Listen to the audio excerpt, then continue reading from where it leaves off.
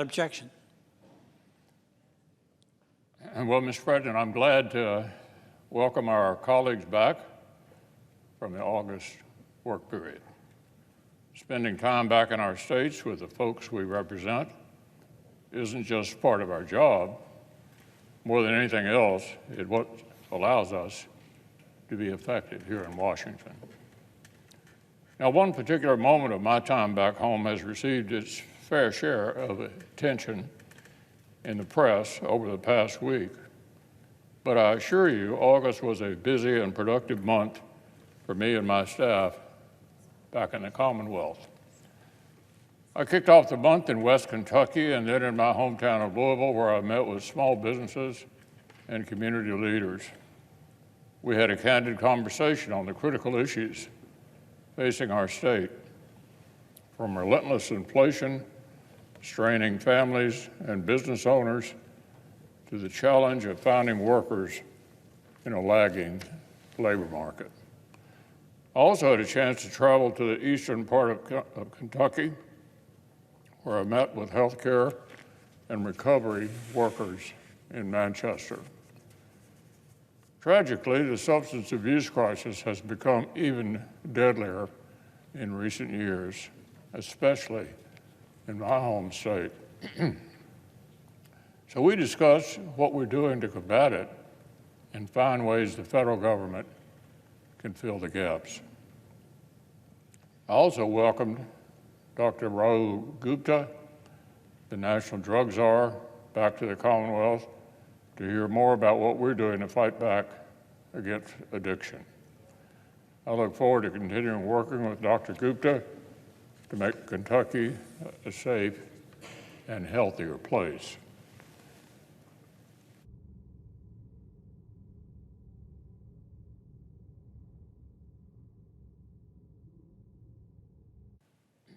Throughout the month, I was pleased to see over $6 million go toward addressing the opioid crisis at home.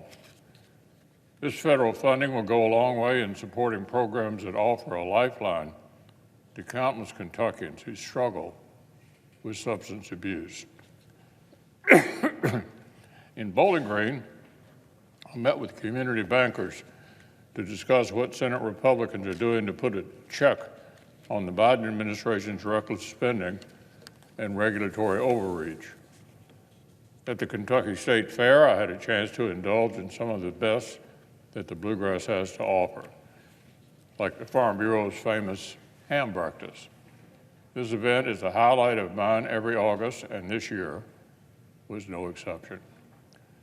I met with farmers from across the state to discuss their priorities and concerns as Congress takes up the all-important Farm Bill.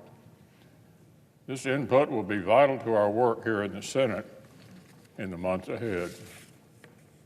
In northern Kentucky, I wrapped up the month with local business leaders to talk about some of our landmark infrastructure investments underway in the state, like overhauling the Brent Spence Bridge and revitalizing our river ports and railroads.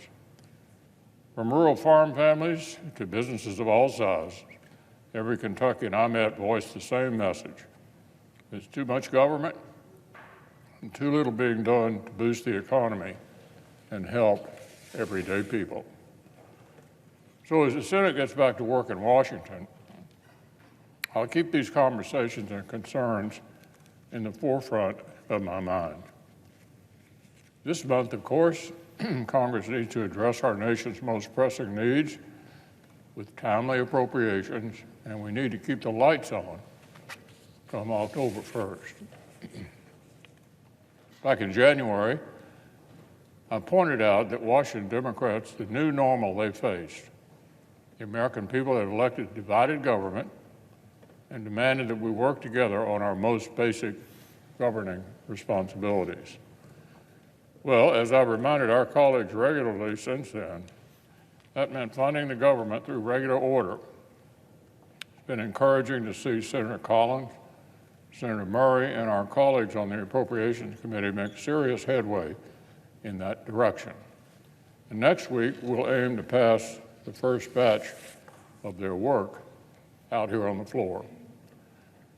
I've also made clear that the Senate's top priority must be keeping the American people safe.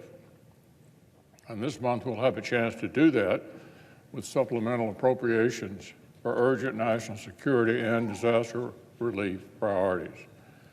We need to continue to invest in America's defense industrial base, both to support our partners in today's fight and to help our forces deter tomorrow's threats. And as our colleagues from Florida and Hawaii know all too well, emergency personnel are working overtime to help communities shattered by natural disasters over the summer.